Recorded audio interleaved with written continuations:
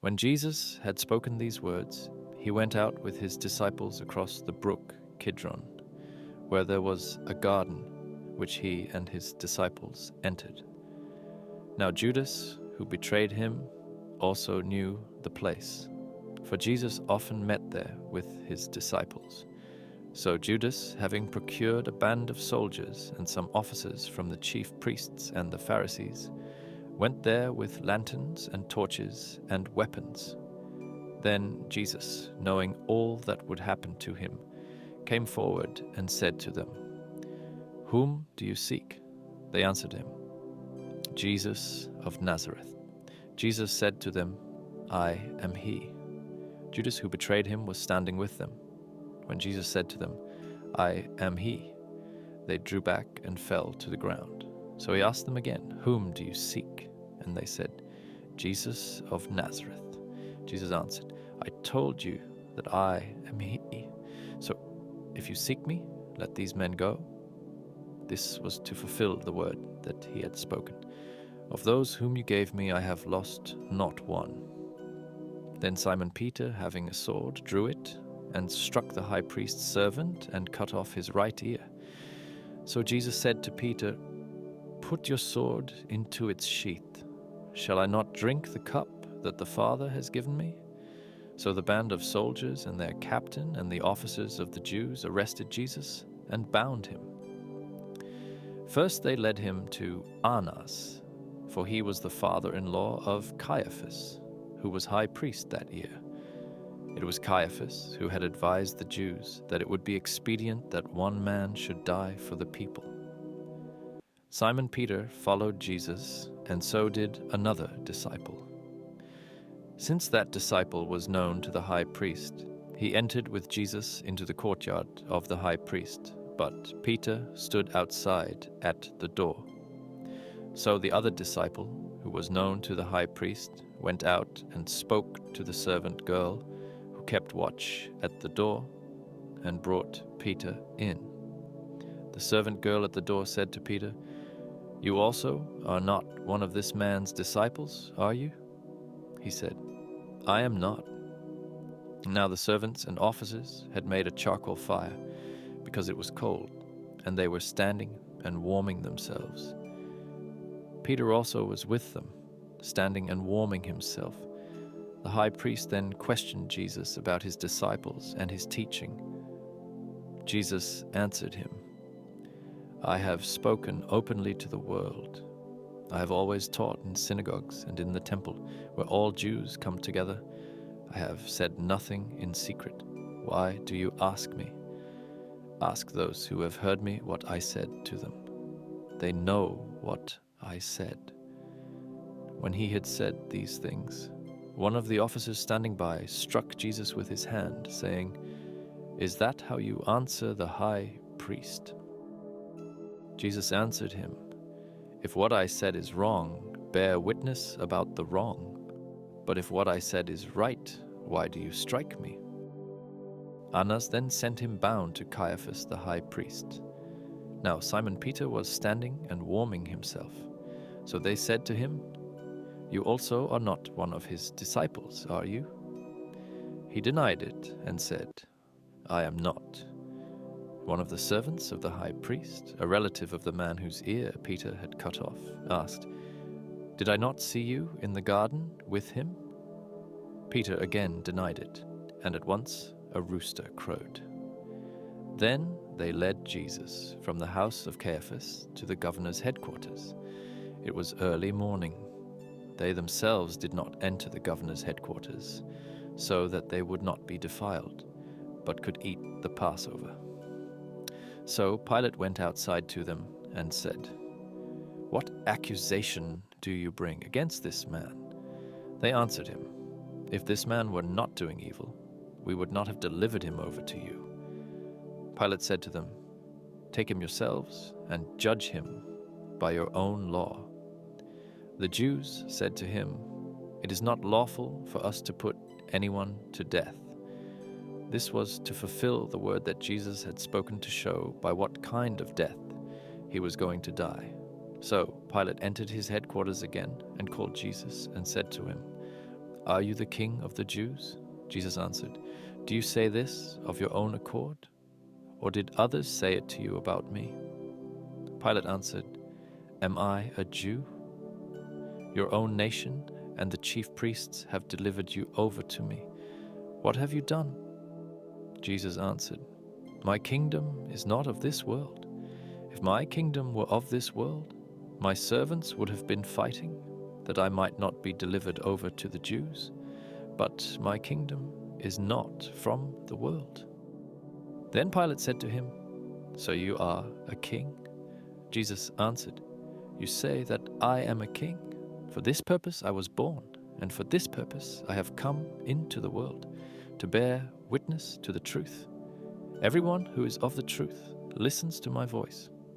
And Pilate said to him, "What is truth?" After he had said this, he went back outside to the Jews and told them, "I find no guilt in him, but you have a custom that I should release one man for you at the Passover.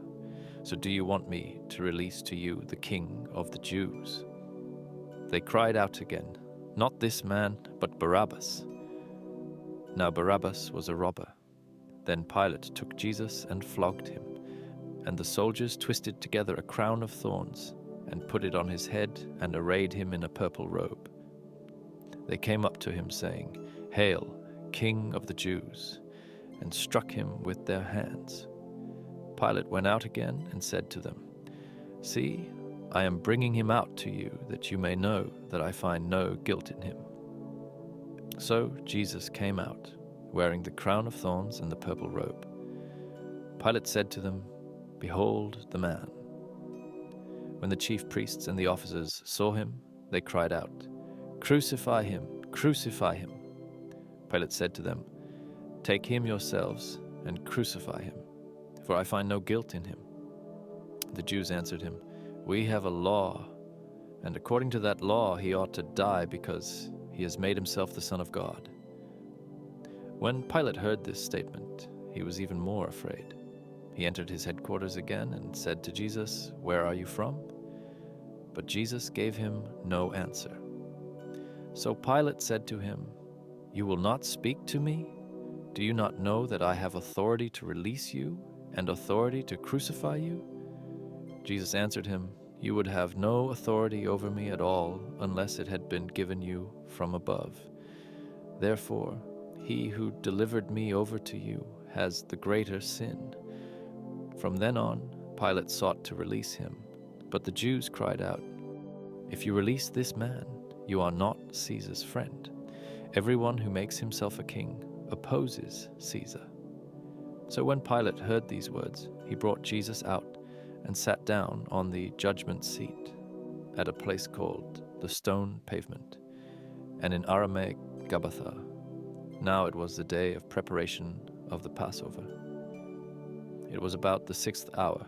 He said to the Jews, "Behold your king." They cried out, "Away with him! Away with him! Crucify him!" Pilate said to them, "Shall I crucify your king?" The chief priests answered, "We have no king but Caesar." So he delivered him over to them to be crucified. So they took Jesus, and he went out, bearing his own cross, to the place called the Place of a Skull, which in Aramaic is called Golgotha. There they crucified him, and with him 2 others, one on either side, and Jesus between them. Pilate also wrote an inscription and put it on the cross. It read, "Jesus of Nazareth, the King of the Jews." Many of the Jews read this inscription, for the place where Jesus was crucified was near the city, and it was written in Aramaic, in Latin, and in Greek. So the chief priests of the Jews said to Pilate, "Do not write the King of the Jews, but rather, this man said, 'I am King of the Jews.'" Pilate answered, "What I have written, I have written." When the soldiers had crucified Jesus, they took his garments and divided them into 4 parts, 1 part for each soldier, also his tunic. But the tunic was seamless, woven in one piece from top to bottom. So they said to one another, "Let us not tear it, but cast lots for it to see whose it shall be." This was to fulfill the scripture, which says, "They divided my garments among them, and for my clothing they cast lots."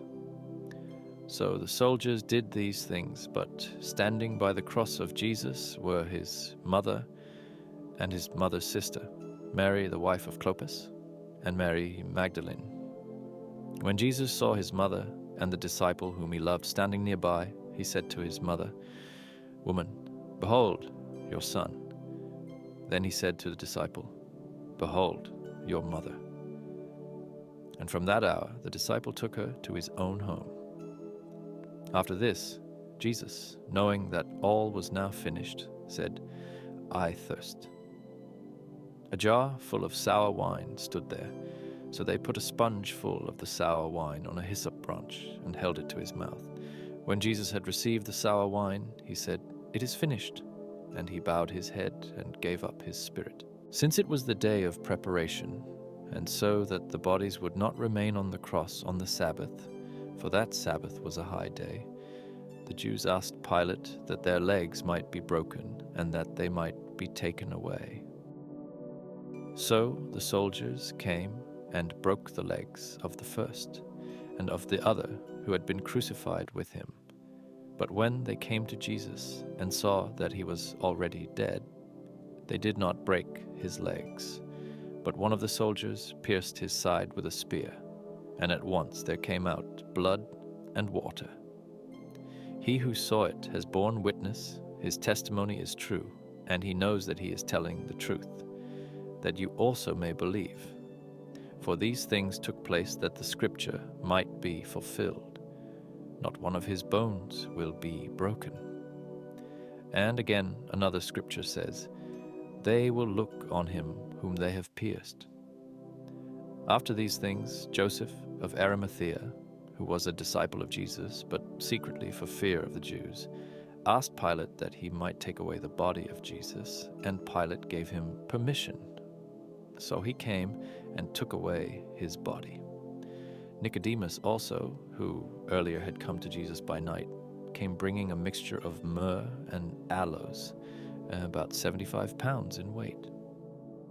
So they took the body of Jesus and bound it in linen cloths with the spices, as is the burial custom of the Jews. Now in the place where he was crucified there was a garden, and in the garden a new tomb in which no one had yet been laid. So because of the Jewish day of preparation, since the tomb was close at hand, they laid Jesus there.